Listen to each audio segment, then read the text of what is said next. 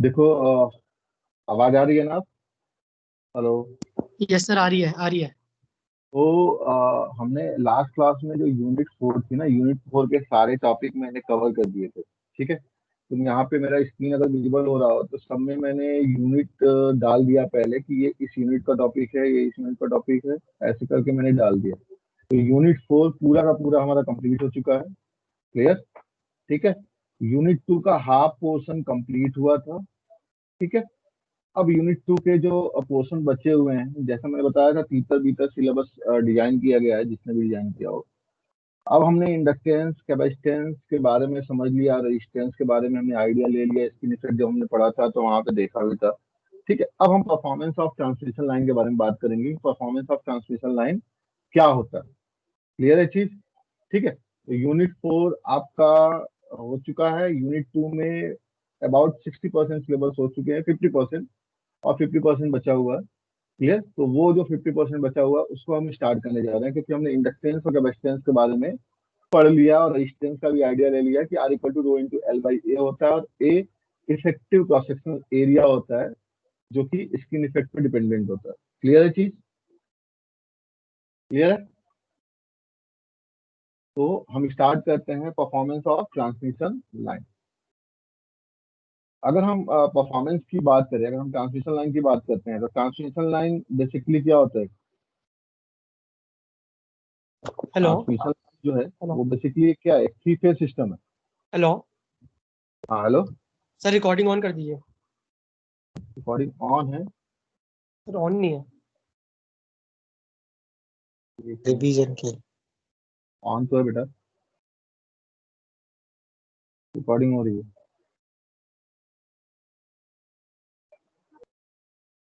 ठीक है, transmission line three phase system होता है, लेकिन अगर हम इसके परफॉर्मेंस को एनालाइज करना है ऑन पेपर। क्लियर? तो ऑन पेपर हम कैसे एनालाइज करेंगे? ऑब्वियस सी बात है, फॉर एनालिसिस पर्पज आप कैसे करेंगे एनालाइज?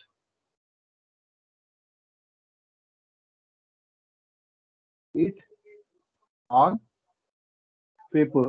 अगर आपको कोई भी थ्री फेज सिस्टम एनालाइज करना ऑन पेपर, तो आप कैसे एनालाइज करते हैं? पर फेज एनालिसिस करते हैं। आप एनालिसिस क्या करेंगे? पर फेज एनालिसिस करेंगे, यानी जो भी सर्किट ड्रॉ करेंगे आप, वो पर फेज सर्किट होगी। क्लियर? उस पर फेज सर्किट को हम एनालाइज करते हैं। ट्रांसमिशन लाइन की अगर हम बात करें तो ये हमारा पर फेज, अगर हम इसको ड्रॉ करें तो एक सिंगल लाइन डायग्राम मान लो मैं ड्रॉ कर रहा हूँ, ये मेरा ट्रांसमिशन लाइन है, ये उसका रिटर्न पार्ट है। क्लियर? ठीक है, तो यहाँ पे क्या होगा? यहाँ पे अगर हम बात करें तो यहाँ पे मेरा सोर्स लगा होगा, ये एक सोर्स होगा। क्लियर? और यहाँ पे मेरा क्या अटैच होगा? यहाँ पे हमें सप्लाई देनी है, ये हमारा लोड होगा। ठीक है, क्लियर? और ये मेरा ट्रांसमिशन लाइन है या टाई लाइन है, ये मैंने एज्यूम कर लिया टाई लाइन। ट्रांसमिशन लाइन को भी टाई लाइन भी कहते हैं हम। ठीक है, तो यहाँ पे मेरा ये बताने का मेन मोटो ये है कि आपका दो टर्मिनल होता है किसी भी लाइन पे। एक सेंडिंग एंड होता है, this is the sending end. Where? ये क्या है तुम्हारा? सेंडिंग एंड है, जहाँ पे क्या हो रहा है? पावर सप्लाई दी जा रही है। सेंडिंग एंड पे क्या हो रहा है? पावर सप्लाई दी जा रही है। क्लियर? और ये हमारा रिसीविंग एंड होता है। रिसीविंग एंड पे क्या होता है आपका? जो आपका पावर सप्लाई पावर दे रहा है, वो जो पावर है वो रिसीविंग एंड पे क्या होता है? यूज किया जाता है। क्लियर? यहाँ पे आपका पावर सप्लाई दिया गया है, यहाँ पे जो आपका पावर है वो पावर आप यूज कर रहे हैं लोड के टर्म में, यानी जो भी आपका लोड होगा, ठीक है, वो लोड उस पावर को यूज करके अपना वर्क कर रहा है। क्लियर है चीज? तो दो एंड होते हैं किसी भी टाई लाइन की अगर हम बात करेंगे। एक आपका सेंडिंग एंड होता है जहाँ पे पावर की सप्लाई होती है, एक आपका रिसीविंग एंड होता है जहाँ पे पावर एब्जॉर्ब होता है। क्लियर है चीज? तो सेंडिंग एंड और रिसीविंग एंड क्लियर होगा आपको? क्लियर? हेलो, आवाज आ रही है? यस सर, आ रही है। Yes sir. Yes sir. Clear? तो अगर हम परफॉर्मेंस की बात करें, परफॉर्मेंस ऑफ ट्रांसमिशन लाइन की बात करें,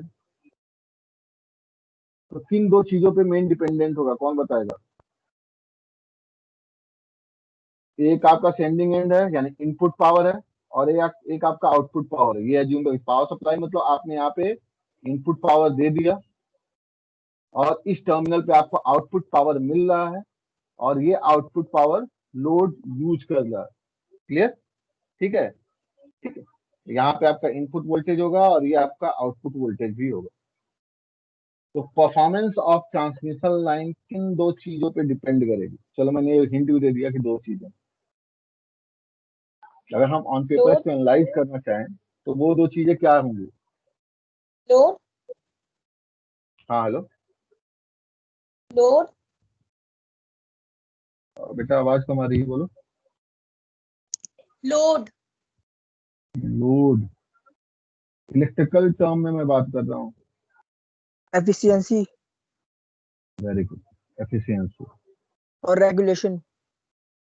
एंड रेडिएशन, मेन दो चीजें हैं यहाँ पे।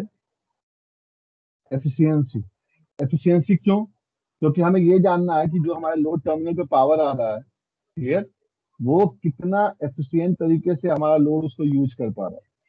क्योंकि एफिशिएंसी क्या होता है? Output power upon input power. ये पढ़ा है ना सबने?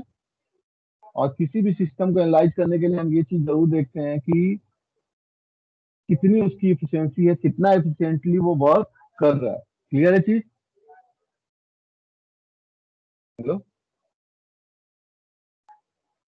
हेलो हेलो, हाँ बच्चों, आवाज नहीं आ रही है क्या? आ रही है सर, आ रही है। तो रिप्लाई क्यों नहीं कर रहा तुम लोग? ठीक है, तो परफॉर्मेंस ऑफ ट्रांसमिशन लाइन में मेन चीज होता है एफिशिएंसी। और दूसरी चीज क्या है कि यहाँ पे हमारा वोल्टेज ड्रॉप होना है। क्लियर? ये जो चीज है, क्योंकि कंडक्टर है तो ऑब्वियस सी बात है कि हमारा यहाँ पे वोल्टेज ड्रॉप होना है। और कहीं भी हम ट्रांसमिशन में ये जरूर कोशिश करते हैं कि हमारा वोल्टेज ड्रॉप मिनिमम से मिनिमम हो, कम से कम हो। क्लियर? तभी तो हम उसको रेगुलेट करने के लिए हमेशा उसके पीछे पड़े रहते हैं, रिसर्च वर्क चलते रहते हैं कि कम से कम रेगुलेशन इसका किया जाए, ताकि अगर मान लो हम जनरल बात करें, अगर यहाँ पे 230 वोल्ट रहे तो यहाँ पे 230 वोल्ट पहुंचे। यही करते हैं ना हम लोग। क्लियर? तो दूसरा मेन चीज होता है वोल्टेज रेगुलेशन। यानी अगर मुझे किसी ट्रांसमिशन लाइन की परफॉर्मेंस एनालिसिस करनी है तो ये दो चीजें इंपॉर्टेंट रोल प्ले करते हैं। एक efficiency, how efficient the system is work, और दूसरा आपका वोल्टेज रेगुलेशन, यानी आपके टाई लाइन में जो वोल्टेज ड्रॉप हो रहा है वो मिनिमम से मिनिमम हो। हम इसी पे फोकस करते हैं। तो वोल्टेज अगर रेगुलेशन की हम अगर बात करें, यहाँ पे तो ये क्लियर हो गया, P output upon P output plus losses. Obvious सी बात है कि ट्रांसमिशन लाइन में कुछ लॉस तो होगा ही होगा, क्योंकि उसकी रजिस्टिव नेचर तो होती है, तो कुछ लॉसेस होंगे, तो उस हिसाब से उसकी एफिशिएंसी होगी। अगर हम वोल्टेज रेगुलेशन की बात करें तो वोल्टेज रेगुलेशन क्या हो जाएगा? Change in output voltage upon rated voltage. ये पढ़ा है ना? ट्रांसफॉर्मर पढ़ा है, याद आ रहा है? हेलो, ट्रांसफॉर्मर पढ़ा है, याद आ रहा है? हेलो, ट्रांसफॉर्मर में वोल्टेज रेगुलेशन पढ़ा था आप लोगों ने?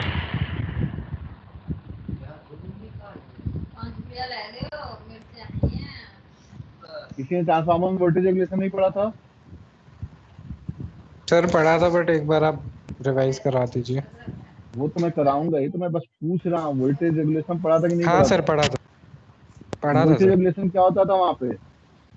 नो लोड पे कितना वोल्टेज है, देखो यहाँ पे वोल्टेज रेगुलेशन हम देखेंगे चेंज इन आउटपुट वोल्टेज, यानी आपका जो अगर लोड होगा तो कितना वोल्टेज होगा, लोड नहीं होगा यानी अगर एक बार हम लोड को नहीं लेंगे तो ऑब्वियस सी बात है सर्किट ओपन हो गया, कोई करंट का फ्लो नहीं होगा, यानी ये वोल्टेज बराबर ये वोल्टेज हो जाएगा। ठीक है?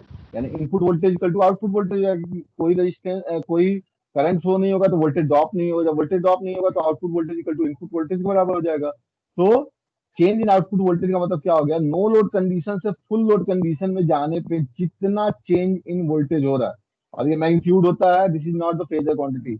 All the efficiency and voltage regulation are the magnitude quantity. तो ये चीज ध्यान रखिएगा इन mod of VNL. Minus mod of VFL। और रेटेड वोल्टेज की अगर हम बात करें तो यहाँ पे रेटेड वोल्टेज हम फुल लोड पे ही डिसाइड करते हैं कि लोड कंडीशन पे, रेटेड लोड कंडीशन पे हमारा आउटपुट वोल्टेज कितना आ रहा है वो डिसाइड करता है कि वही उसका रेटेड वोल्टेज। क्लियर? जबकि ट्रांसफार्मर में हमने क्या पढ़ा था, रेटेड वोल्टेज नो लोड के बराबर होता है, यानी जितना आउटपुट वोल्टेज आ रहा है रेटेड कंडीशन पे, यानी E2 की वैल्यू जो आती थी वही आपकी क्या हो जाती थी, रेटेड वैल्यू हो जाती थी। लेकिन यहाँ पे क्या है, लोड के अकॉर्डिंग हमें देखना है, तो लोड के अकॉर्डिंग जितना आपका आउटपुट वोल्टेज आ रहा है वही आपका रेटेड वोल्टेज है। रेटेड वोल्टेज मतलब रेटेड लोड का मतलब फुल लोड। क्लियर है चीज? वोल्टेज रेगुलेशन क्लियर है? Yes sir. ठीक है, तो इसी को कई बुकों में कुछ अलग तरीके से लिख दिया है। जैसे एफिशिएंसी को अगर लिखना है तो एफिशिएंसी को आप क्या लिख सकते हैं, अगर हम सेंडिंग एंड और रिसीविंग एंड के टर्म में लिखना चाहे तो क्या लिख सकते हैं, पावर डिलीवर्ड एट, कहाँ पे डिलीवर्ड हो रहा है पावर, पावर कहाँ डिलीवर्ड हो रहा है, हेलो, पावर किस एंड पे डिलीवर हो रहा है, Receiving end. Receiving end. Power delivered eight receiving end upon power send from, बस ये लैंग्वेज में लिखने की बात है, सेंडिंग है। ऑब्वियस सी बात है कि जो इनपुट पावर है वो सेंडिंग एंड से भेजा जा रहा है और जो आउटपुट पावर है वो लोड द्वारा रिसीव किया जा रहा है, या जितना पावर डिलीवर्ड हो रहा है एट रिसीविंग एंड पे और अपॉन जितना पावर सेंड हो रहा है सेंडिंग एंड पे। इसी को एक लैंग्वेज दे दिया गया, वो सिंपली पावर आउटपुट अपन पावर इनपुट ही है, कुछ अलग चीज नहीं है यहाँ पे। क्लियर? ठीक है, अगर हम परसेंटेज वोल्टेज रेगुलेशन निकालना चाहें या परसेंटेज एफिशिएंसी निकालना चाहें तो क्या करते हैं, सिंपली 100 से मल्टीप्लाई कर देते हैं, यही करते हैं ना हम लोग। हेलो हेलो बच्चों, hello, Yes, sir. Yes, sir. आवाज कुछ माइक्रोसॉफ्ट टीम में गड़बड़ चल रहा है क्या, आवाज वगैरह क्यों नहीं आ रही है? Yes sir.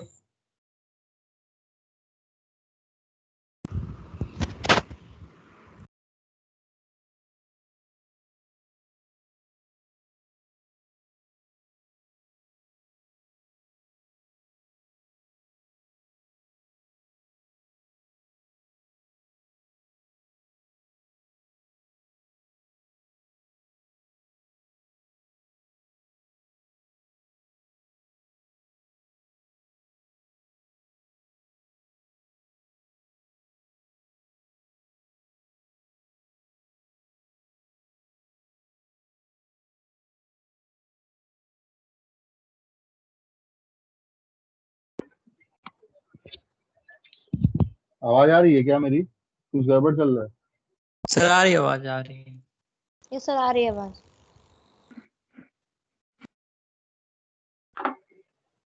प्रॉब्लम था। ठीक है, तो वोल्टेज रेगुलेशन या एफिशिएंसी अगर हमें परसेंटेज में निकालना है तो सिंपली हम 100 से मल्टीप्लाई कर देते हैं, यही हमें पता है। क्लियर? ये तो सब लोग जानते हैं, तो अंडरस्टूड है।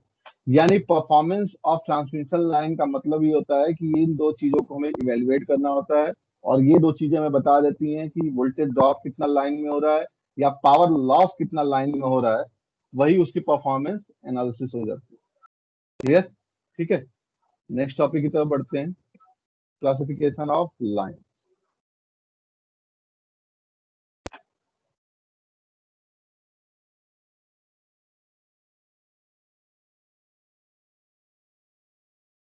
क्लियर? ट्रांसमिशन लाइन को, क्लासिफिकेशन ऑफ लाइन का मतलब यहाँ पे ट्रांसमिशन लाइन है। अगर हम ट्रांसमिशन लाइन की बात करें तो उसके लेंथ के बेसिस पे इसको 3 कैटेगरी में डिवाइड किया गया। क्लियर? तो इफिशियंसी और वोल्टेज रेगुलेशन रिकॉल कराने की जरूरत नहीं है ना, अब क्लियर हो गया ना? Hello, yes sir. ठीक है, तो क्लासिफिकेशन ऑफ जो लाइन होता है वो डिपेंड करता है कि लेंथ पे। क्लियर? लेंथ ऑफ लाइन क्या है। क्लियर? तो इसको 3 कैटेगरी में क्लासिफाई किया गया है। पहला आपका short transmission line,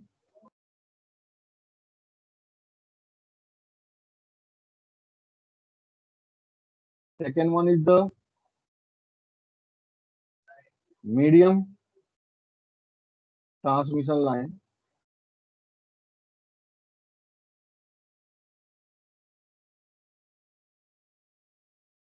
and the last one is the long transmission line.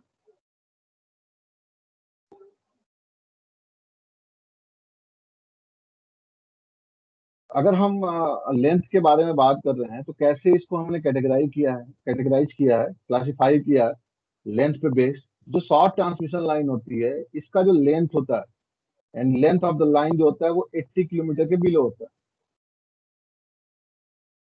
Clear? Medium transmission line के लिए जो लेंथ होता है वो in between 80 kilometre to 200 kilometre होता है।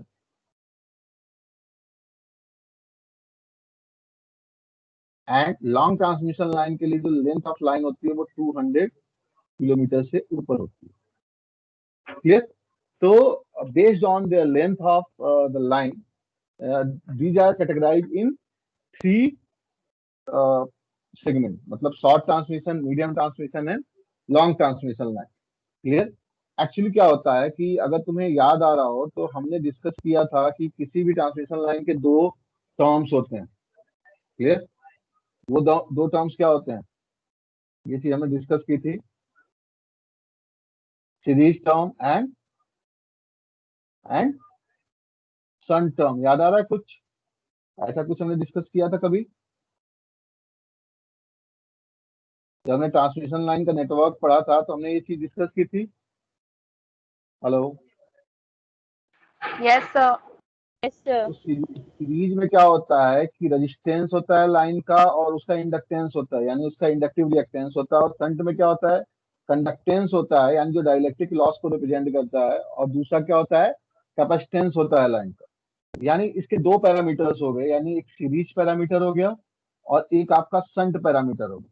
तो एक चीज ध्यान रखना आप लोग, ये नेटवर्क में भी आपने बहुत अच्छे से पढ़ा था कि जब हमने फोस्टर और कार रियलाइजेशन किया था तो वहां पे हमने सीखा था कि जो सीरीज होते हैं वो हमेशा जेड पैरामीटर्स होते हैं और जो शंट होते हैं वो हमेशा वाई पैरामीटर्स होते हैं। यानी सीरीज एलिमेंट क्या होता है, इम्पिडेंस होता है, और शंट एलिमेंट क्या होता है, एडमिटेंस होता है। क्यों? क्योंकि शंट के केस में अगर आप इक्विवेलेंट निकालते हैं शंट पैरामीटर्स को तो इक्विवेलेंट क्या आ जाता है, सिंपली सम का,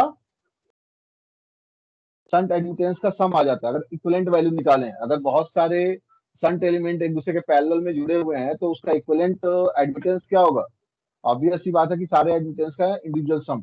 इसी तरह अगर सीरीज एलिमेंट को हम इम्पीडेंस में रिप्रेजेंट करते हैं तो अगर हमें इक्विवेलेंट निकालना है तो इक्विवेलेंट में क्या हो जाएगा, सबका इम्पीडेंस का सम। ये तो पढ़ा है ना सबने? ये वाई इक्यू का मतलब क्या हो गया, 1/z equivalent equal to 1/z1 plus 1/z2 plus 1/z3। यही होता है ना पैरेलल में। हेलो? Yes, sir.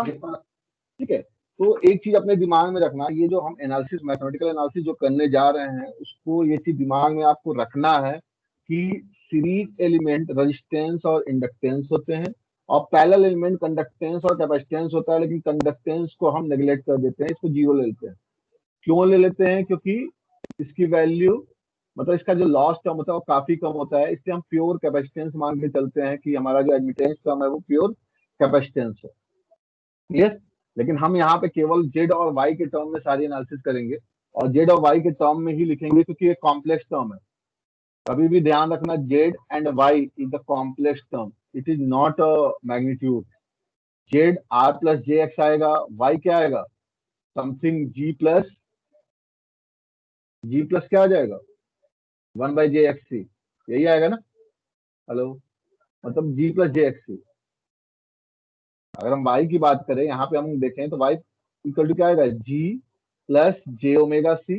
अगर z की बात करें, z क्या आ जाएगा, r plus J omega. Clear है चीज? हेलो? हेलो?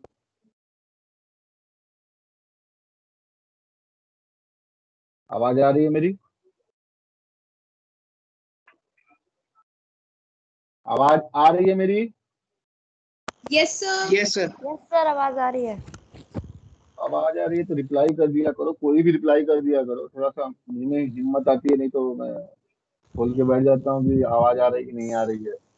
तीन, यहाँ पे देखो Z equal to R plus J omega L हो गया, ये प्योर क्या है, इम्पिडेंस टर्म है।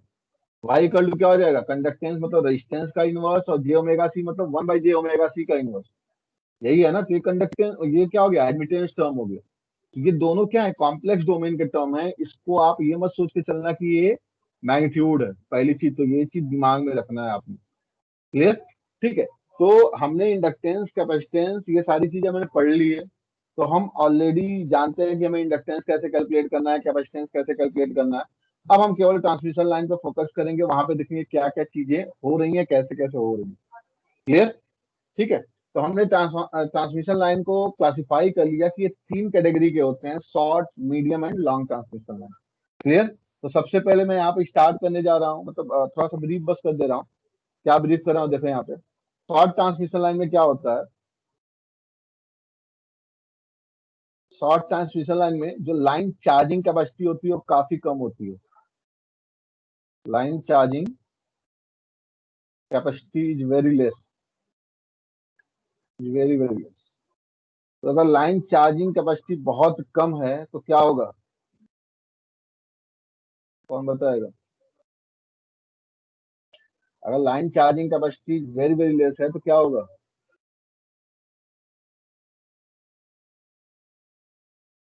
Hello,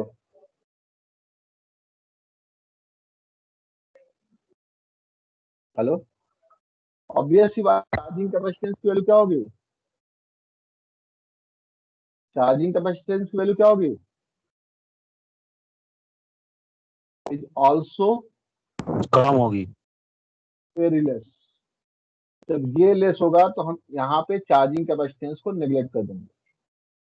charging capacitance is neglected, conductance already neglected है। क्लियर। तो ये चीज होता है शॉर्ट ट्रांसमिशन लाइन में। मीडियम ट्रांसमिशन लाइन में क्या होता है कि भले ही ये डिस्ट्रीब्यूटेड नेटवर्क होता है, लेकिन इसकी लेंथ इतनी कम होती है, मतलब 80 किलोमीटर से 200 किलोमीटर के बीच में ही होता है। तो इससे हम एनालाइज करते हैं, एनालाइज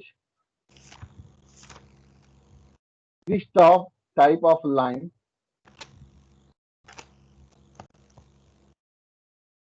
एज लम्प्ड नेटवर्क। हम ये एज्यूम कर लेते हैं, लम्प्ड का मतलब ये होता है कि एक फाइनाइट वैल्यू का आप इम्पिडेंस यूज कर लेते हैं पूरे लेंथ के लाइन के लिए, एक फाइनाइट वैल्यू का एडमिटेंस यूज कर लेते हैं, और उसको एक इक्विवेलेंट इम्पिडेंस और इक्विवेलेंट एडमिटेंस से रिप्रेजेंट कर देते हैं। क्लियर। और उसकी एनालिसिस मैथमेटिकली कर लेते हैं। ये लम्प नेटवर्क होता है, भले ही ये डिस्ट्रीब्यूटेड है, ये डिस्ट्रीब्यूटेड ही है, लेकिन ये हम अप्रोक्सीमेशन करते हैं।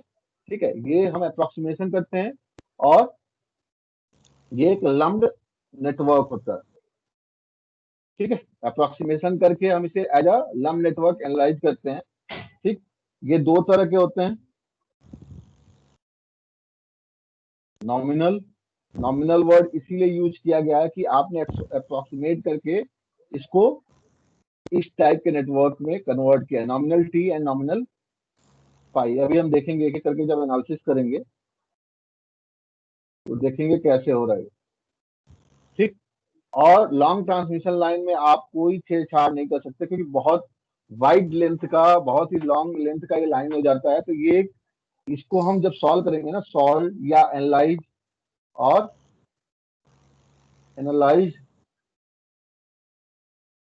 एज डिस्ट्रीब्यूटेड नेटवर्क, आप इसको डिस्ट्रीब्यूटेड नेटवर्क के तौर पे ही एनालाइज करेंगे। अब इस डिस्ट्रीब्यूटेड नेटवर्क को हम इक्विवेलेंट टी और पाई नेटवर्क में रिप्रेजेंट करते हैं। वो कैसे करते हैं, जब हम लॉन्ग ट्रांसमिशन लाइन को पढ़ेंगे तो देखेंगे। क्लियर, ठीक है। तो सबसे पहले हम स्टार्ट करते हैं short transmission line.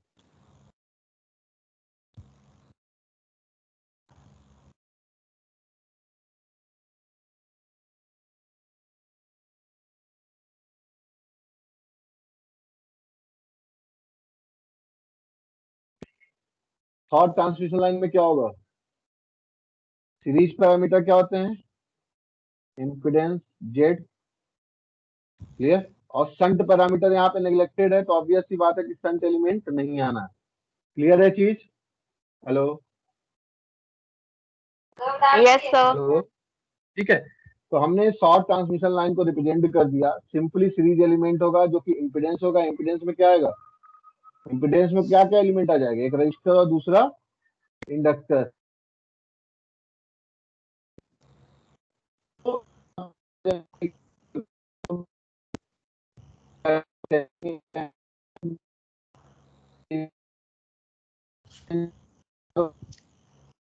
Minus plus minus, ये आपका वी आर हो गया।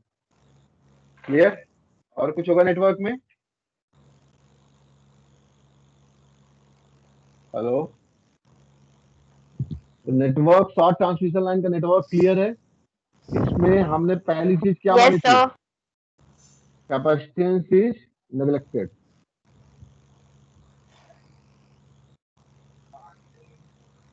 जब कैपेसिटेंस नेग्लेक्टेड है, कैपेसिटेंस नेग्लेक्टेड होने का मतलब y इज नेग्लेक्टेड, यानी एडमिटेंस यानी शंट पैरामीटर यहाँ पे नेग्लेक्टेड हो जाते हैं।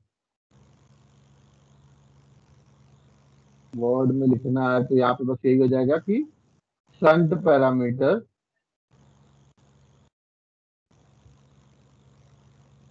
Is neglected. और एक आध लाइन बढ़ानी है तो क्या लिख सकते हो? Only series parameter exist.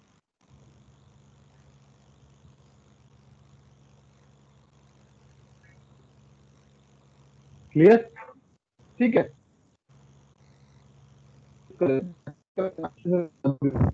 इस लूप में हम केवीएल लगा सकते हैं,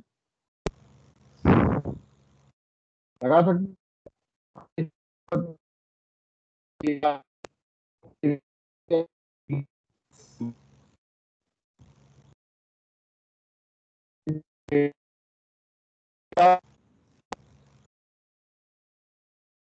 आपका Vs इक्वल टू क्या आ गया? V R plus I S Z के बराबर। और क्या चीज होगी? और क्या चीज होगा? हेलो, एक इक्वेशन तो ये आ गया, दूसरा इक्वेशन क्या आएगा?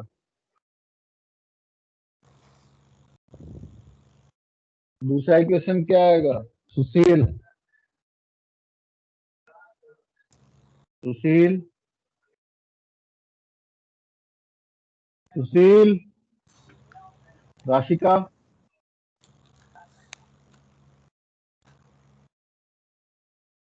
राशिका, समीर,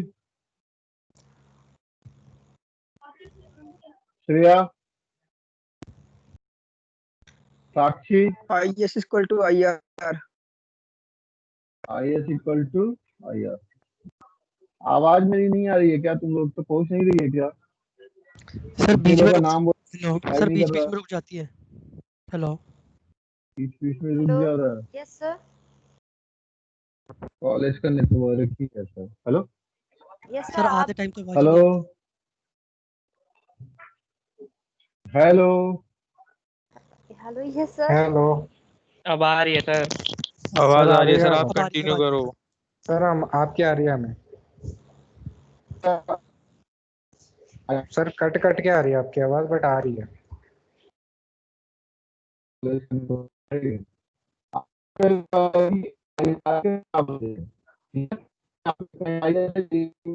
फ्लो हो रहा है इसमें, तो हम ऐसे लिख सकते हैं कि V S equal to V R plus I R into Z. Equation number 1 ले लिया, चलो इसी को, ठीक है।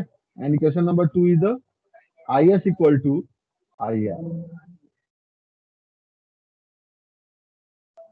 क्लियर?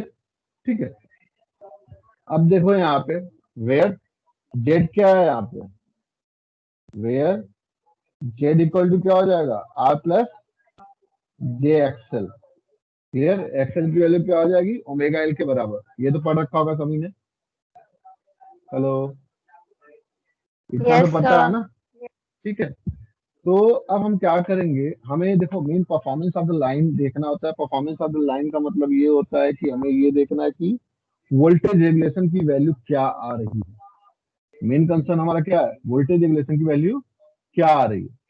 तो वोल्टेज रेगुलेशन अगर हमें निकालना है तो ऑब्वियस सी बात है कि हमें फेजर के टर्म में इन सब चीजों को कैलकुलेट करना पड़ेगा। हालांकि ये वोल्टेज रेगुलेशन वगैरह सब तुमने कैलकुलेट किया होगा, लेकिन फिर भी मैं यहाँ पे रिकॉल कराऊंगा कैसे हम अप्रोक्सीमेटेड वैल्यू लेते हैं और क्या उसके लिए करते हैं। अगर मैं यहाँ पे जेड की वैल्यू पुट कर दे तो वी एस इक्वल टू क्या हो जाएगा, V R plus I R into R plus J I R into X L. Question number 3 clear. अब मैं यहाँ पे फेजर ड्रॉ करने जा रहा हूँ। फेजर ड्रॉ करने के लिए हमेशा ये चीज ध्यान रखिएगा कि आपको जो रेफरेंस लेना है ना, वो लोड टर्मिनल लेना है यानी रिसीविंग एंड लेना है, क्योंकि लोड के बारे में हमें सब कुछ पता होता है। वैसे भी ये सिनेरियो ही होता है कि आप लोड के अकॉर्डिंग जनरेशन करते हैं, ना कि जनरेशन आपके पास इतना ज्यादा अवेलेबल है कि आप जनरेट करते जाए और लोड कुछ भी हो आपका यूटिलाइजेशन हो जाए, ऐसा नहीं होता। क्लियर। ठीक है, इंडिया में लोड के अकॉर्डिंग ही जनरेशन होता है, क्योंकि हमारे पास जो सोर्सेस हैं पावर सप्लाई के वो लिमिटेड है। क्लियर। तो हमें लोड के अकॉर्डिंग ही जनरेशन करना पड़ता है, उसी हिसाब से हमें यूटिलाइजेशन भी करना होता है। तो ऑब्वियस सी बात है, यहाँ पे हम लोड को एज अ रेफरेंस लेंगे। लोड को रेफरेंस लेने का मतलब क्या हो गया, लोड को रेफरेंस लेने का मतलब क्या हो गया, मैंने यहाँ पे वी आर को एज अ रेफरेंस ले लिया। आपको लोड अगर पता है कि मेरा लोड का इंपीडेंस वैल्यू ये है, तो ऑब्वियस सी बात है कि आपको लोड में फ्लो होने वाला करंट पता चल जाएगा। लोड में फ्लो होने वाला करंट क्या होगा, ऑब्वियस हम यहाँ पे जनरली लेके ही चलते हैं कि हमारा जो लोड है वो एक इंडक्टिव लोड है, मतलब रेजिस्टेंस और इंडक्टेंस का टर्नओवर है। यानी अगर मैं यहाँ पे जेडएल की बात करूँ तो जेडएल मैंने मान लिया कि are L plus J XL. जब are L plus J XL है तो ऑब्वियस सी बात है कि वी आर को हमने रेफरेंस लिया हुआ है, तो करंट क्या होगा, किसी एंगल से लैग करेगा। क्लियर, समझ में आ रहा है मैं जो बोल रहा हूँ। अगर मान लो ये वी आर है, ठीक है, ये करंट आई आर है, ये मेरा वैल्यू नोन वैल्यू है, आर एल की वैल्यू भी मुझे पता है, जे एक्सएल की वैल्यू भी पता है, तो आई आर की इक्वल क्या हो जाएगा, V R upon R L plus J XL, क्योंकि वी आर हमारे लिए नोन हो गया। क्लियर, आई आर हमें पता चल गया तो पावर फैक्टर एंगल क्या होगा, tan inverse XL by R L तो हो जाएगा, यानी पावर फैक्टर एंगल भी आपको पता चल गया। क्लियर, तो ये आपका फाई आर हो जाता है। ठीक है, इसके बाद वाला लेक्चर भी मेरा ही चलेगा, ठीक है, तो कोई क्विट नहीं करेगा। ये पूरा लेक्चर 1:40 से 2:20 तक वो मैं ही लूंगा। तो अगर मैं यहाँ पे देखूँ तो हमें लोड के बारे में सब कुछ पता चल गया, यानी वी आर और आई आर हमको पता चल गया। अब हमें क्या करना है, बस इस इक्वेशन 3 का यूज करके हमें वीएस का फेजर ड्रॉ कर देना। तो यहाँ पे देखो क्या है, वीएस की वैल्यू क्या है, V R plus I R plus J I R into XL. मैं फिर बोल रहा हूँ आपको, फेजर ड्रॉ करने के लिए लोड के बारे में आपको पता होता है, तो पहले लोड के अकॉर्डिंग वोल्टेज को एज अ रेफरेंस लेके आप वी आर और आई आर को ड्रॉ कर लिया करें। उसके बाद सीधे आया करें इक्वेशन पे, जो इक्वेशन आपके पास अवेलेबल है उसके अकॉर्डिंग फेजर आप ड्रॉ किया करें। फेजर याद ना करें प्लीज, ये रिक्वेस्ट है सबसे। तो अगर मैं यहाँ पे देखूं तो क्या है, यहाँ पे वी एस की वैल्यू क्या है, V R plus I R into R. I R into R का मतलब क्या हो गया, ये फेजर सम का मतलब वेक्टर सम ही है यहाँ पे, तो आई आर इंटू आर का मतलब क्या हो गया, मुझे वी आर में आई आर इंटू आर करना है त्यागी, तो क्या करेंगे हम, क्या वो त्यागी, हाँ जी सर। मुझे क्या है? वी आर में I R into R add करना है, कैसे ऐड करेंगे, सर पी आर में ये चीज I R add into R. करनी है। हाँ, कैसे ऐड ऐसे करेंगे, अगर मुझे आप ऐड करने हैं तो कैसे ऐड करते हैं हम लोग, स्टैटिक मतलब स्टैटिक एंड डायनामिक्स पढ़ा होगा ना इंटरमीडिएट नहीं में, तो होगा कैसे सर। हम वेक्टर सम करते थे। सर यहाँ से वी आर तक ज्वाइन कर दो इसको, इसके पैरेलल ले जाके। वेरी गुड, आई आर के पैरेलल एक लाइन हम ड्रॉ करेंगे। ऑब्वियस सी बात है, आई आर इंटू आर ही है ना, आई आर के पैरेलल एक लाइन हमने ड्रॉ किया, जो क्या हो जाएगा, आई आर इंटू आर के बराबर होगा। इसी ध्यान रखना, आई आर इंटू आर का मतलब क्या हो गया, आई आर के सेम फेज में ही तो लाइन ड्रॉ करनी है हमें, तो I R into R, I R के पैरेलल एक लाइन ड्रॉ कर लेंगे। फिर क्या है तुम्हारा, plus J I R into XL. Plus J I R into XL का मतलब क्या हो गया? प्लस जे का मतलब क्या हो जाता है? अगर आई आर का फेजर आपको पता है तो जे आई आर का फेजर क्या हो जाएगा त्यागी? सर उसके परपेंडिकुलर हो जाएगा। 90 हाँ डिग्री जी हो रहा है। सर। उससे 90 डिग्री लीड करता हो। क्लियर? प्लस जे का मतलब होता है 90 डिग्री लीड करता हुआ। 90 डिग्री लीड का मतलब होता है सीधे एंटी क्लॉकवाइज डायरेक्शन में ही हम मूव कर जाते हैं। तो ये क्या आ जाएगा आपका? ये आपका हो जाएगा J into I R into X. Clear? अब ये 90 यहाँ डिग्री से लीड सर मैंने वीएस किस मिल जाएगा, कॉन्सेप्ट से सीधा लिया? ज्वाइन कर दो। किस कॉन्सेप्ट से लिया हमने? 90 डिग्री लीड करता है, यानी जो फेजर आई आर का मिल रहा है उस फेजर के डायरेक्शन से 90 डिग्री लीड करने का मतलब क्या हो गया? उससे एंटी क्लॉकवाइज डायरेक्शन में 90 डिग्री हम मूव कर जाए तो वो 90 डिग्री लीड होता है। अगर यही माइनस जे रहता तो क्या होता है? ये इस जो इसका जो आपका रेफरेंस जा रहा है आई आर का आगे, इससे 90 डिग्री लैग करते हुए हमें लेना पड़ता है। क्लियर है चीज? ठीक है, तो यहाँ पे अगर हम देखें तो इन तीनों का सम जो है वही क्या है आपका? इन तीनों का सम क्या है? VS. VS. Yes.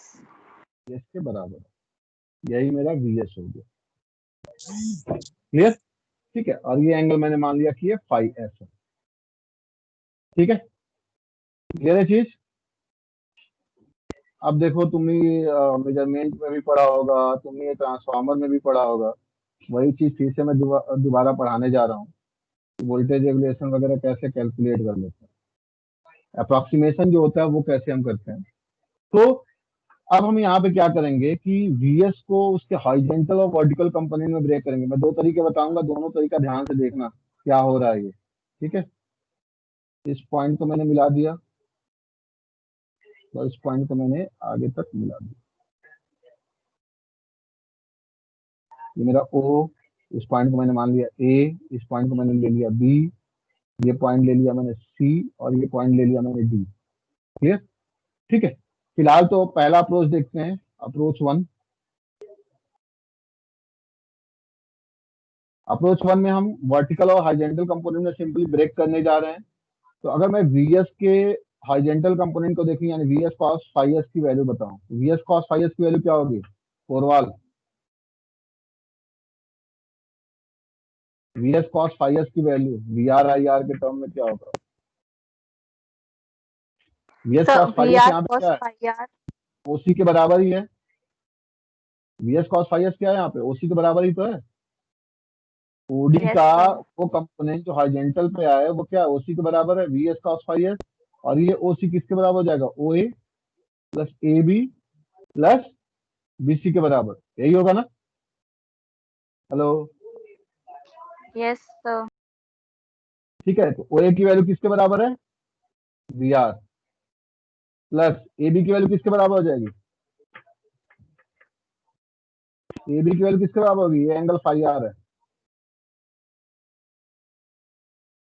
Cos phi r. Very good. A B की वैल्यू क्या हो जाएगी? I R into R cos five R के बराबर, प्लस बीसी की वैल्यू क्या होगी? ये बीसी है, यानी ये वैल्यू और ये वैल्यू दोनों वैल्यू सेम होंगी। तो बीसी की वैल्यू क्या हो जाएगी? ये एंगल आपका कितना है आपका? इस एंगल को आप कैलकुलेट करेंगे तो ये 90 माइनस फाइव आर आएगा। ये कैलकुलेट करके आप देख लेना। ठीक है, ये एंगल कैलकुलेट करके आप देख लेना, ये 90 माइनस फाइव आर आना। बताओ।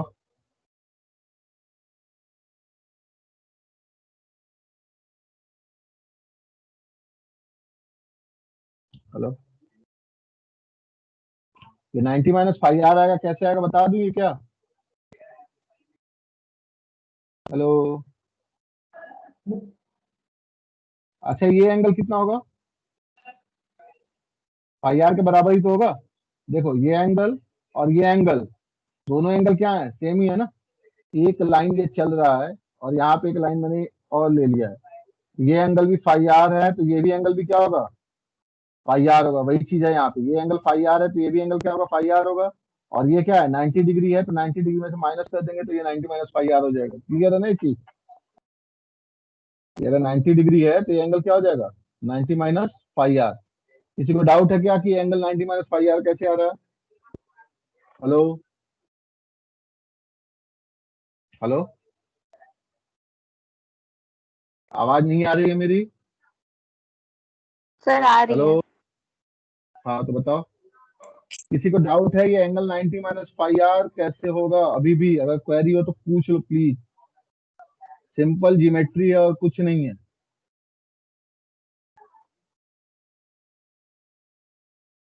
बोलो, कुछ नहीं बोलोगे तुम। तो बीसी की वैल्यू क्या हो जाएगी यहाँ पे?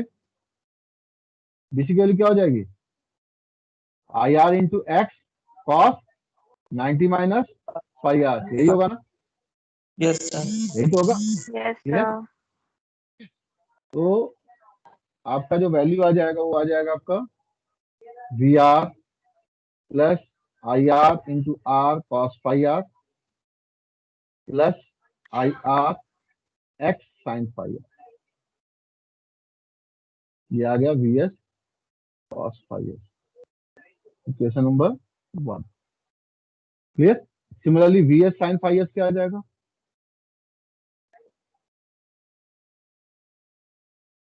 We S sine five S क्या आ जाएगा?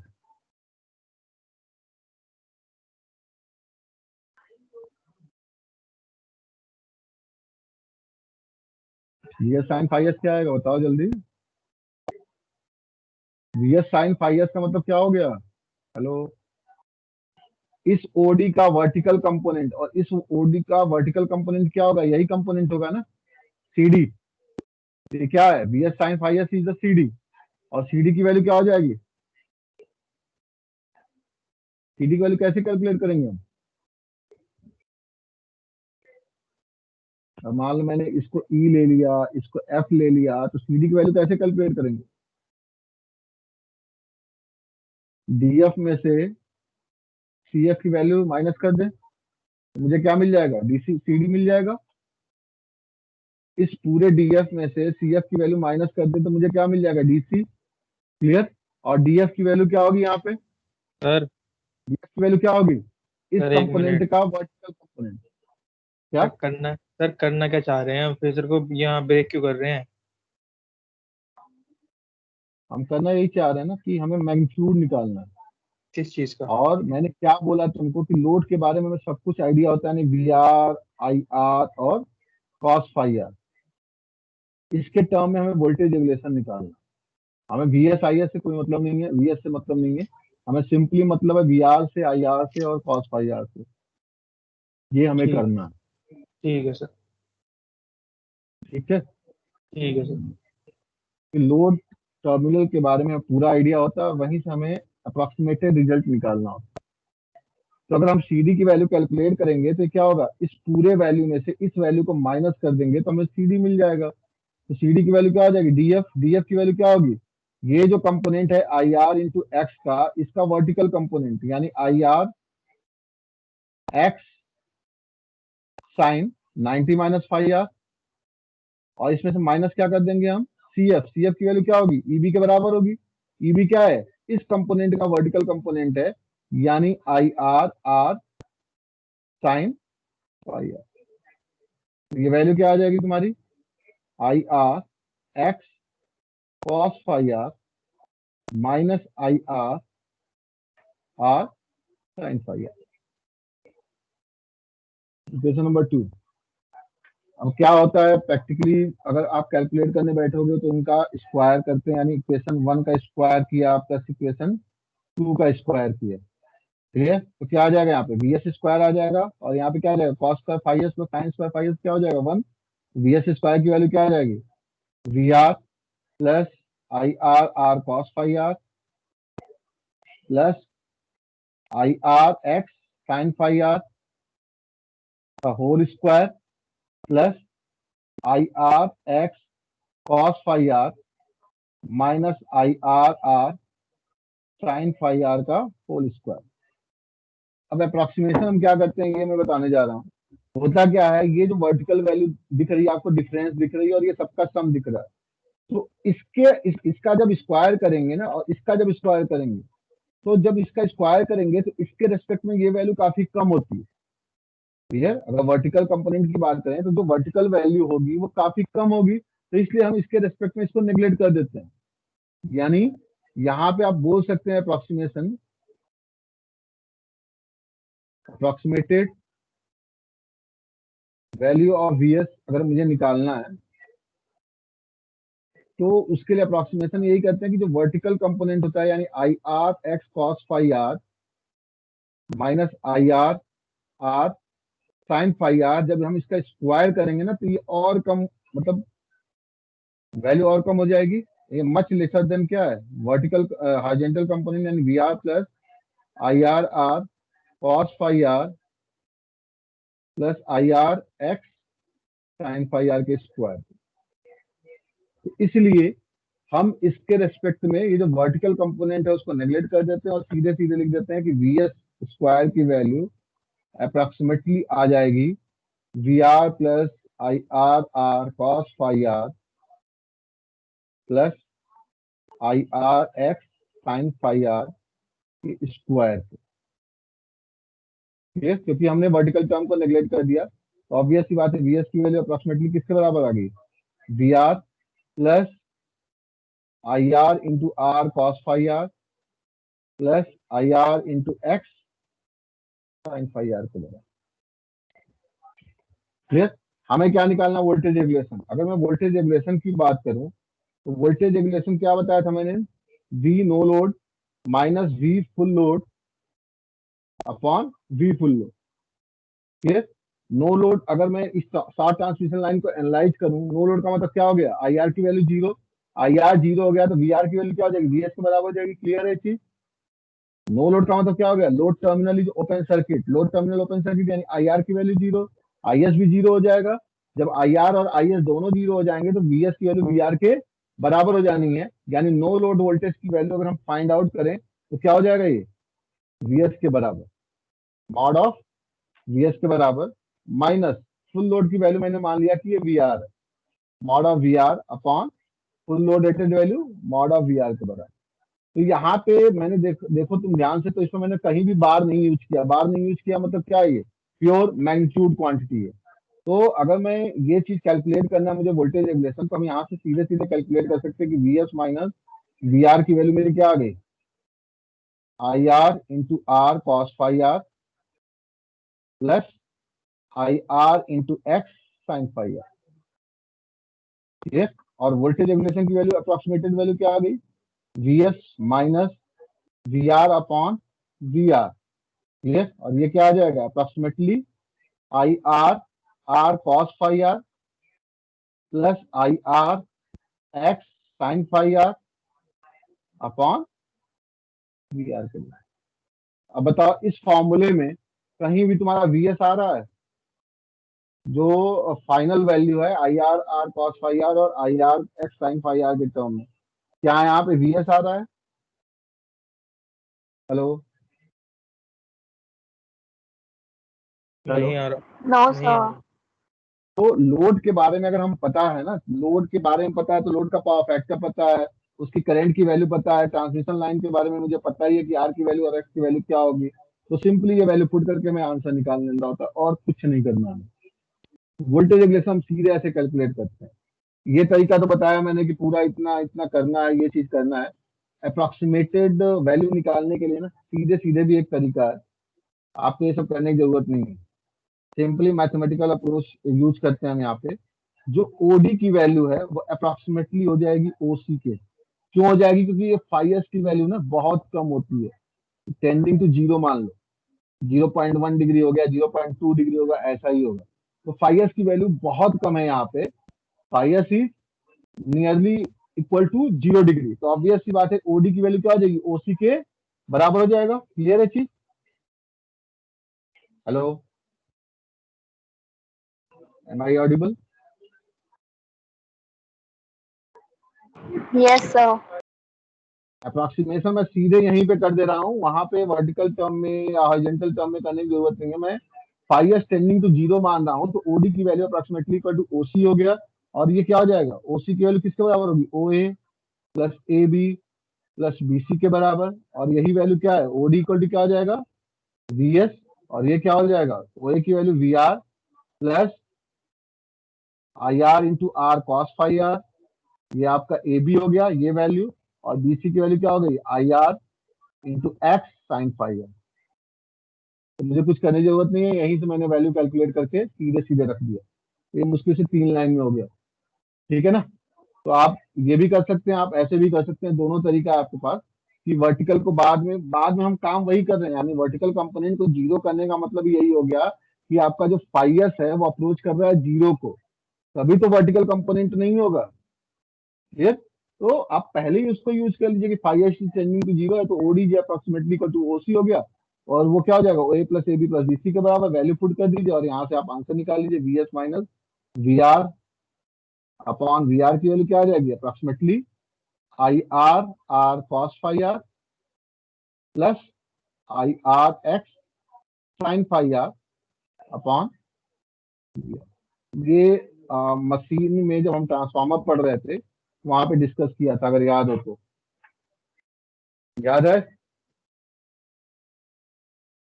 मशीन में ट्रांसफार्मर, याद है कि नहीं, भूल गए। हेलो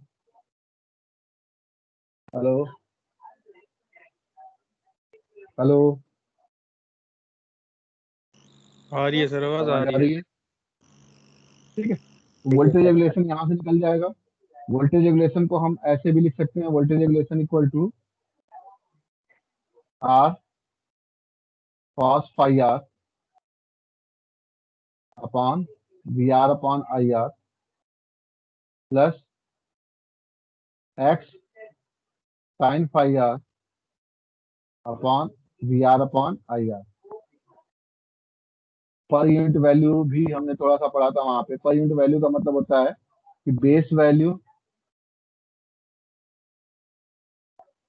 जो आपका ओरिजिनल वैल्यू होता है अपॉन बेस वैल्यू के बराबर। Original value upon base value, base value का मतलब होता है रेटेड वैल्यू यहाँ पे, ठीक है। तो पर यूनिट अगर हम यहाँ पे देखें तो R upon V R upon I R किसको रिप्रेजेंट कर रहा है, V R upon I R क्या है, ये बेस इंपिडेंस है, क्योंकि rated voltage upon rated current है, तो ये बेस इंपिडेंस की वैल्यू हो गई, क्लियर। और बेस इंपिडेंस यानी आर अपॉन जेड बेस की अगर बात करें तो ये क्या हो जाएगा, आर पर यूनिट के बराबर ही होगा। क्लियर है चीज। तो हम इसको सीधे लिख सकते हैं कि R per unit cos five R plus similarly X upon, अगर V R upon I R करेंगे तो ये x per unit sine five are हो जाएगा। ये मेरा वोल्टेज रेगुलेशन इस फॉर्म में भी होता है। तो जब मतलब ऊपर के लेवल पे हम जाते हैं, पावर सिस्टम एनालिसिस वगैरह पढ़ोगे तो जितने भी क्वेश्चन फ्रेम होते हैं पर यूनिट पेज में बहुत अच्छे क्वेश्चन फ्रेम हो जाते हैं और इजीली सॉल्व हो जाते हैं। तो उस वजह से आप ये भी वैल्यू यूज कर सकते हैं कि R per unit cos five R plus X per unit sine five R के बराबर हो जाएगा। क्लियर। सिंपली पर यूनिट वैल्यू जो होती है यूनिटलेस क्वांटिटी होती है, तो original value upon base value, base value का मतलब रेटेड वैल्यू होता है यहाँ। क्लियर।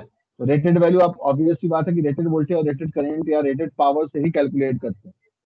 क्लियर है चीज। तो ये R per unit cos five R plus X per unit sine five R भी कर सकते हैं। अब मेरा क्वेश्चन ये है, इफ लोड इज आरसी यानी लीडिंग पावर फैक्टर अगर लोड हो जाए तो क्या होगा, ये भी पढ़ा था ट्रांसफार्मर में। यहाँ पे तो हमने आरएल लोड लेके पूरा एनालिसिस कर दिया। अगर load leading power factor load हो जाए तो क्या होगा, सिंपली क्या करेंगे हम,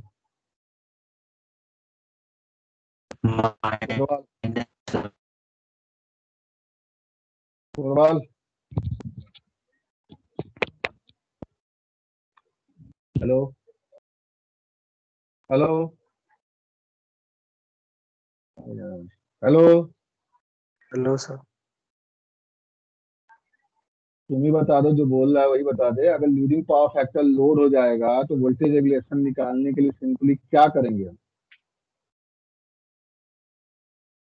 सर साइन ऑफ -5 हो जाता है तो माइनस आ गया रहता सिंपली क्या करते हैं, जो आपका पावर फैक्टर लैगिंग था, यानी ये आई आर ये वी आर, ये लैगिंग पावर फैक्टर था आरएल के केस में। लीडिंग केस में क्या हो जाएगा, ये वी आर है तो लीडिंग पावर फैक्टर यानी आई आर लीड करने लगेगा। यानी जो चीज तुमने यहाँ पे फाइव आर पॉजिटिव लिया है वही क्या हो जाएगा, ये नेगेटिव हो जाएगा तो सिंपली फाई आर को किससे रिप्लेस कर दो, माइनस ऑफ फाई आर से रिप्लेस कर दो, तुम्हें आंसर मिल जाएगा। तो क्या हो जाएगा, ये वोल्टेज रेगुलेशन आ जाएगा R per unit cos minus phi R की वैल्यू क्या होती है, कॉस फाई आर के बराबर, क्योंकि cos minus theta equal to cos theta होता है, plus X per unit sine minus phi R की वैल्यू क्या हो जाएगी, क्या हो जाएगी, माइनस साइन फाई आर के बराबर। यहाँ पे क्या आ जाएगा, minus X per unit sine phi R. ये किस केस में है, जब आपका लोड आरसी लोड हो या leading power factor load. Lagging power factor load के केस में प्लस साइन और लीडिंग पावर फैक्टर केस में माइनस साइन होता है। क्लियर, क्लियर है सबको। अगर वोल्टेज रेगुलेशन का प्रॉब्लम आता है तो लगा सकते हो ना तुम लोग। सर मुझसे जीएमआर और जीएमडी वाले नहीं हो रहे। क्या दिक्कत आ रही है उसमें। सर वो जो उसमें डबल सर्किट वाले होते हैं वो सॉल्व नहीं हो रहे, मतलब कंफ्यूजन हो रही है उसमें, ये किसका इम्पैक्ट किस पे आएगा। हम्म? सर जो डबल सर्किट वाले हैं उसमें इम्पैक्ट ले समझ नहीं पा रहा मैं, जो वो लिखते हैं ना ए डैश स्क्रीन जो होता है वो नहीं आ तो रहा मुझे। अच्छा, क्या प्रॉब्लम, मतलब नहीं समझ में आ रहा है मुझे। दो चीजें होती हैं वहां पे, म्यूचुअल जीएमडी होता है और सेल्फ जीएमडी होता है। अगर ए बी, मतलब म्यूचुअल लेना है तो ए बी बी सी सी ए वाला लॉजिक लेते हैं, और अगर मतलब ए और ए डैश की वजह से B B dash C C dash पे क्या इफेक्ट आ रहा है वो देखते हैं। अगर मुझे सेल्फ लेना है तो केवल ए डैश वाला देखते हैं, बी बी डैश वाला देखते हैं और सी सी डैश वाला देखते हैं। यही बताया था ना मैंने। हाँ अगर सर ये तो हो गया, अनप्रोपोर्शनल है इसमें तो इसमें तो सर पावर 1/3 और 1/4 वाली है। वो ये सर जिसमें पावर 1/8 ले रहे थे, मतलब वो काउंट करके वो वाले नहीं हो रहे सर। पावर वन, फिर याद करने की कोशिश क्यों कर रहे हो उसको भाई। याद वन बाई याद नहीं सर, मैं एट। बता रहा हूँ कि जैसे उसमें जब वो 8 हो गए, जैसे 4 4 के पेयर में बनते थे, तो उसमें कौन किस किस का इम्पैक्ट कैलकुलेट कर रहे थे हम, वो चीज़ नहीं आती सर मेरे को करनी। उसमें कंफ्यूजन हो रही है मतलब बेसिकली। अरे पहले ए का हम बी पे लेंगे, फिर ए का बी डैश पे लेंगे, फिर ए का सी पे लेंगे, ए का सी डैश पे लेंगे। यही करते थे ना हम लोग। हाँ फिर उसके बाद ए डैश का बी पे लेंगे, फिर ए डैश का बी डैश पे लेंगे, फिर ए डैश का सी पे लेंगे, फिर ए डैश का सी डैश पे लेंगे। हो गया 8 कॉम्बिनेशन। पहले हाँ ए सर 4 कॉम्बिनेशन बनाएगा, फिर ए डैश 4 कॉम्बिनेशन बनाएगा, कितने हो गए, 8 हो गए। हो गए सर। ऐसे करना, यही लॉजिक बताया था ना मैंने ये नहीं कहा कि इसको याद करो। म्यूचुअल का मतलब एक कंडक्टर, एक फेज ए है, उसके दो कंडक्टर हैं, तो उन दोनों कंडक्टर की वजह से म्यूचुअल इफेक्ट क्या आ रहा है वो देखना है तुम्हें। तो पहले ए पे फोकस कर लो, ए की वजह से बीबी डैश का देख लो और सीसी डैश का देख लो। फिर ए डैश पे फोकस करो, फिर बीबी डैश का देख लो और सीसी डैश का देख लो। ठीक है यही तो सर, लॉजिक एक बार बताया और था ना। ट्राई। सर एक बार और ट्राई करता हूँ, नहीं हुआ तो बोलता हूँ फिर आपसे। कि वोल्टेज रेगुलेशन मेरे ख्याल से क्लियर हुआ होगा।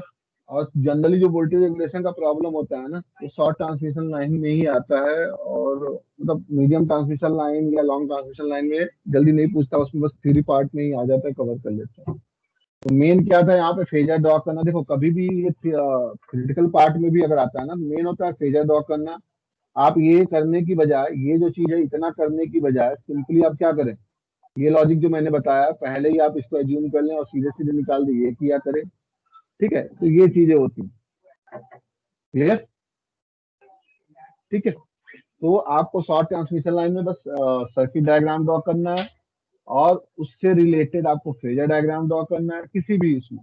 और फेजर डायग्राम ड्रॉ करने के बाद आपको ये एनालिसिस करके दिखाने का पूछता है तो वोल्टेज रेगुलेशन वगैरह, तो अदरवाइज सिंपली फेजर डायग्राम तक बहुत है। ठीक है, अगर मान लो मुझे इसको ट्रांसफर, अच्छा ये चीज तो क्लियर है ना। चलो ठीक है, एक बार रिकॉल कर लेते हैं, हो सकता है तुम भूल गए फिर।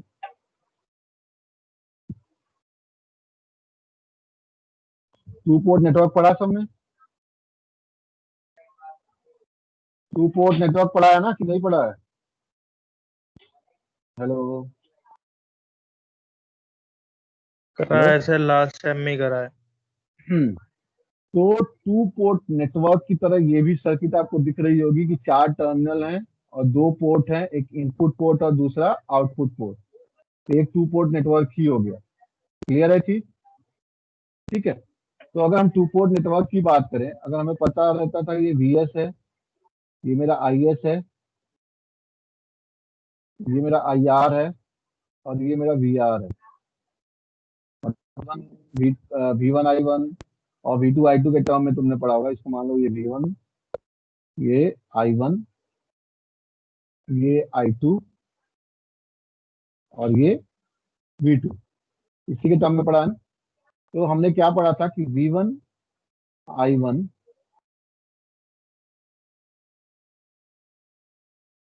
Equal to ABCD V2 minus I2। याद आ रहा कुछ? इसी को हम क्या बोलते थे? ट्रांसमिशन पैरामीटर, ABCD पैरामीटर, या फिर इसको हम बोलते थे ट्रांसमिटेंस पैरामीटर।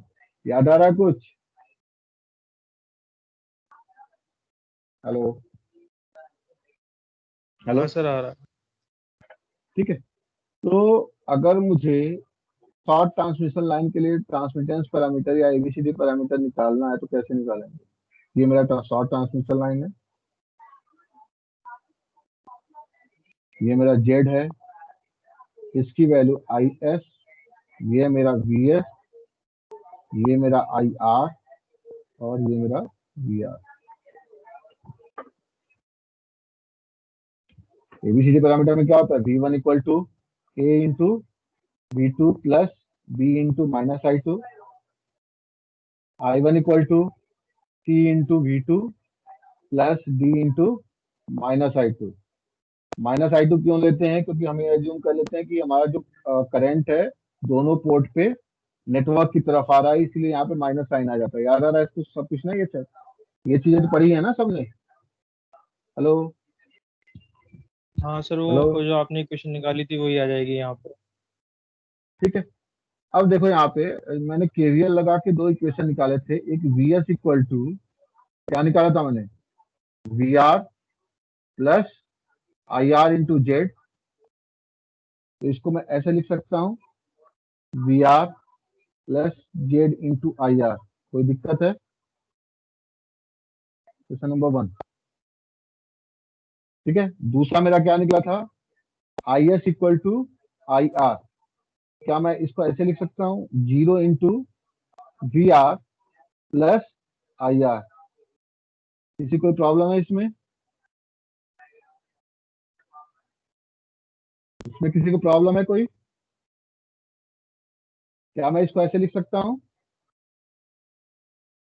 हाँ Yes, सर, आ sir. जाएगा। ठीक है। अगर मैं यहाँ मेरा I2 है, I2 का डायरेक्शन मैं चेंज कर दूं, यानी I2 का डायरेक्शन चूंकि ट्रांसमिटेंस पैरामीटर है तो एक सर्किट से एक मतलब इनपुट पोर्ट से आउटपुट पोर्ट की तरफ करंट का फ्लो होगा ही होगा। तो अगर I2 का डायरेक्शन अपोजिट कर दो तो ये माइनस I2 जो है वो क्या हो जाएगा? अगर जो डायरेक्शन आपका ये I2 था, मैं करंट का डायरेक्शन ऐसे लेना चाहता हूँ, तो I2 की जगह पे क्या रिप्लेस कर सकता हूँ? Minus I2। माइनस I2 का मतलब क्या हो गया? माइनस माइनस क्या हो जाएगा? प्लस हो जाएगा, यही होगा ना? हेलो, टू पोर्ट नेटवर्क जब आपने पढ़ा होगा तो बेस आपको यही बताया जाता है कि सर्किट की तरफ करंट है, चाहे वो इनपुट पोर्ट की बात करें चाहे हम आउटपुट पोर्ट की बात करें। अगर करंट का डायरेक्शन सेम हो जाएगा तो ऑब्वियस सी बात है कि I2 की जगह पे आप क्या रिप्लेस कर देंगे? माइनस ऑफ I2, क्योंकि करंट का डायरेक्शन रिप्लेस हो गया। क्लियर? ठीक है। तो यहाँ भी वही लॉजिक है। यहाँ भी अब यहाँ पे क्या होता है ना कि टू पोर्ट से कंपेयर करके सब लोग रखने लगते हैं, तो वो चीज नहीं करना है यहाँ पे। तो ये VS IS की वैल्यू जो आएगी, अगर मैं इसको मैट्रिक्स फॉर्म में लिखना चाहूँ तो क्या आएगा? ये 1 Z 0 एंड 1, और यहाँ पे क्या आ जाएगा? VR and IR। यहाँ पे माइनस IR नहीं आएगा, क्या आएगा? IR आएगा। क्यों IR आएगा? क्योंकि करंट आउटपुट पोर्ट पे क्या हो रहा है? आउटपुट टर्मिनल की तरफ है। क्लियर? जबकि हम ये जो डेरिवेशन निकाले होते हैं, आउटपुट पोर्ट पे भी करंट क्या होता है? नेटवर्क की तरफ होता है। तभी ये डेरिवेशन निकल के आता है कि V1 I1 is the ABCD V2 minus I2। Clear? यहाँ पे प्लस IR आने का मतलब यही हो गया कि करंट आउटपुट टर्मिनल की तरफ है, इसीलिए यहाँ पे माइनस आई आर में आके क्या आ रहा है, minus of minus I are यानी प्लस आई आर आ रहा है। किसी को डाउट है इसमें? हेलो, आवाज आ रही है मेरी?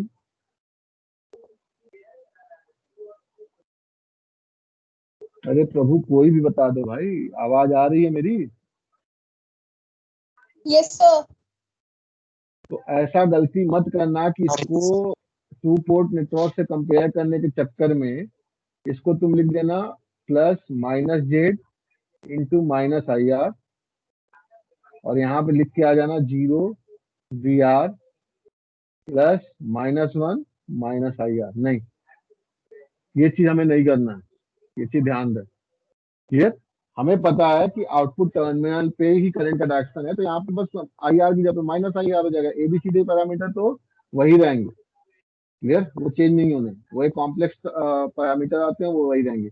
यानी शॉर्ट ट्रांसमिशन लाइन के केस में एबीसीडी पैरामीटर क्या हो जाएगा, ये 2 नंबर में क्वेश्चन आता है कि ABCD parameter for the short transmission line क्या होगा, 1 जेड 0 एंड 1।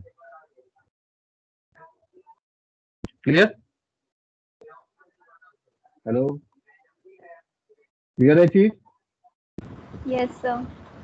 तो ए की वैल्यू ऑब्वियस सी बात है 1 के बराबर, बी की वैल्यू जेड के बराबर, सी की वैल्यू 0 और डी की वैल्यू 1 के बराबर होती है। ठीक है, ये चीज हमें दिमाग में रखना है हमें। और कभी भी एक ट्रांसमिशन लाइन के लिए अगर हम उसको एक ट्रांसमिटेंस या एबीसीडी पैरामीटर में रिप्रेजेंट करते हैं तो 2 लॉ हमेशा फॉलो होते हैं अगर वो बैलेंस कंडीशन में है और एक स्टेबल कंडीशन में है। तो एक होता है सिमेट्री और दूसरा होता है रेसिप्रोसिटी। चलो ये तो पढ़ा होगा ना, बता दो। सिमेट्री का कंडीशन क्या होता है,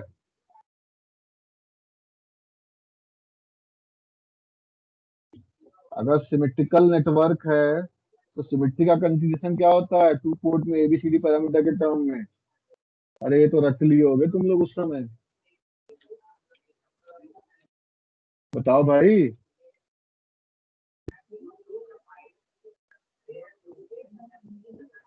8 मिनट।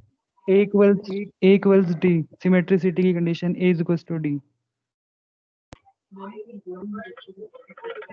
Hello.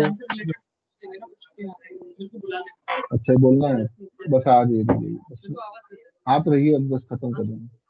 सिमेट्रिक कंडीशन में क्या हो जाएगा, ए की वैल्यू डी के बराबर, ये पढ़ा नहीं है तुम लोगों ने।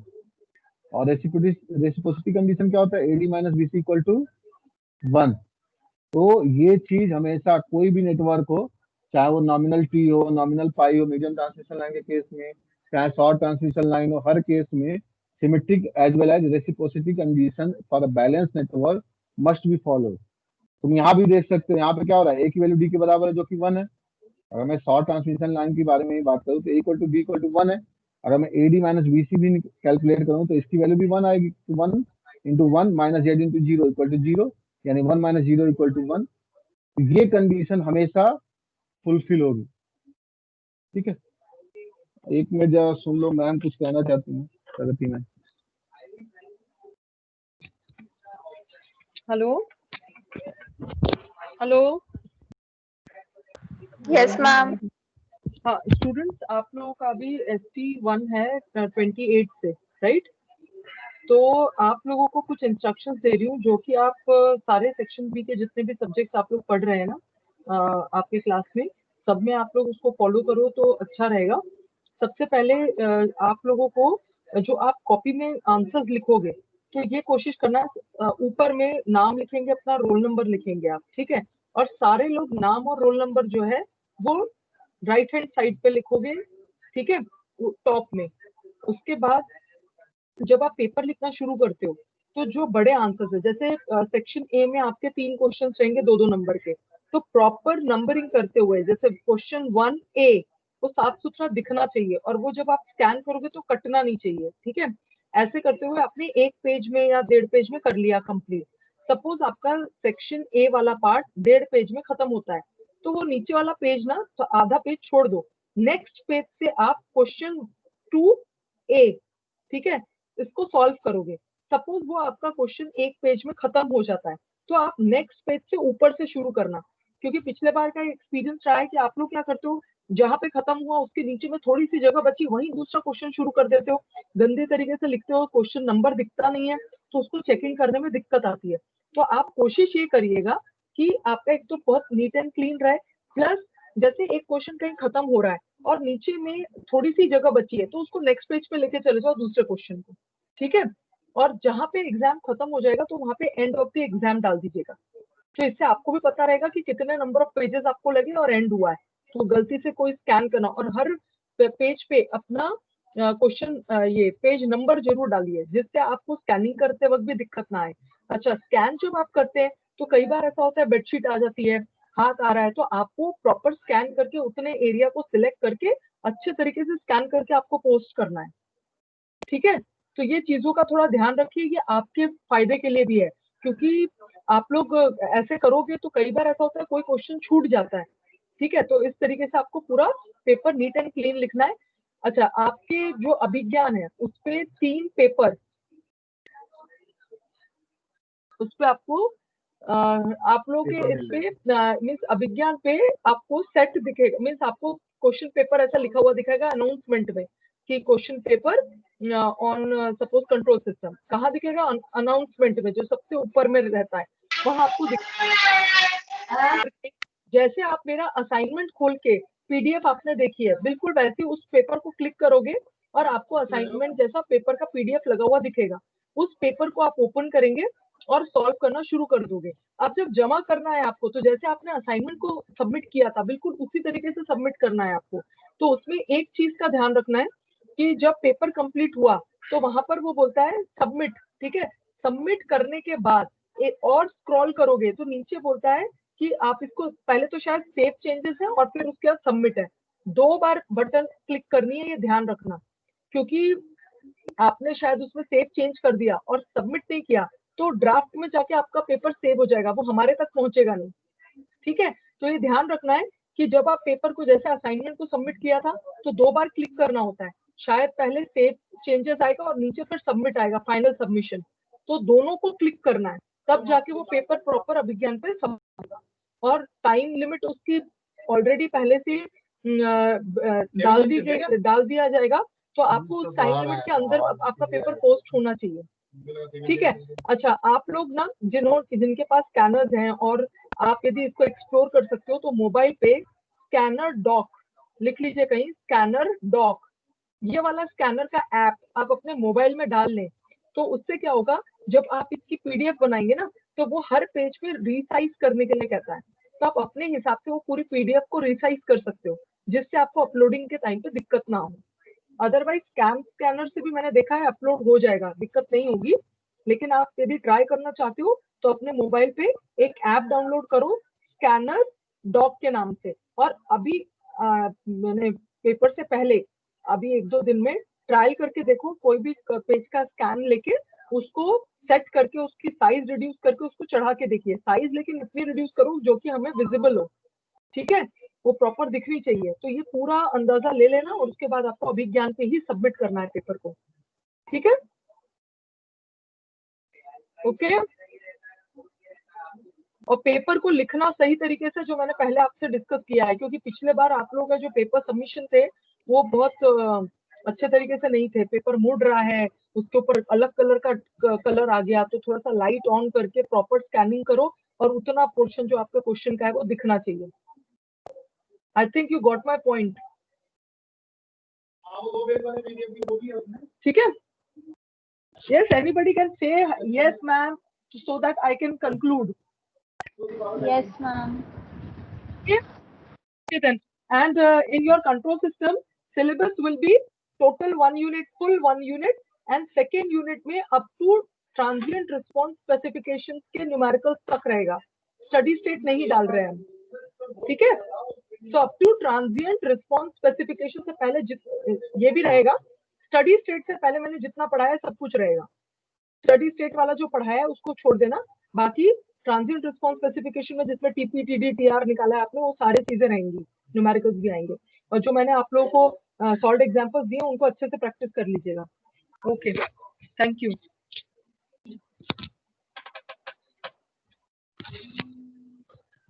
हेलो हेलो, आवाज आ रही है? आवाज आ रही है? Yes, sir. Yes, sir. अच्छा, यस मैं बोलना चाहूंगा, क्वेश्चन तुम लोग को चाहिए क्या, मतलब न्यूमेरिकल्स प्रैक्टिस के लिए? जो बुक मैंने प्रोवाइड किया है बुक खोल के देखा है कि मैं असाइनमेंट ही दे दूं बना के? असाइनमेंट दूंगा, लेकिन ये मत सोचना कि सेम क्वेश्चन आना है, ये चीज ध्यान रहे हमेशा। क्वेश्चन दे दूं कि सफिशियंट है उतना क्वेश्चन लगाना? हेलो, मैंने सब तरह क्वेश्चन बता दिए तुमको। हेलो, मत बोलो, चलो ठीक है।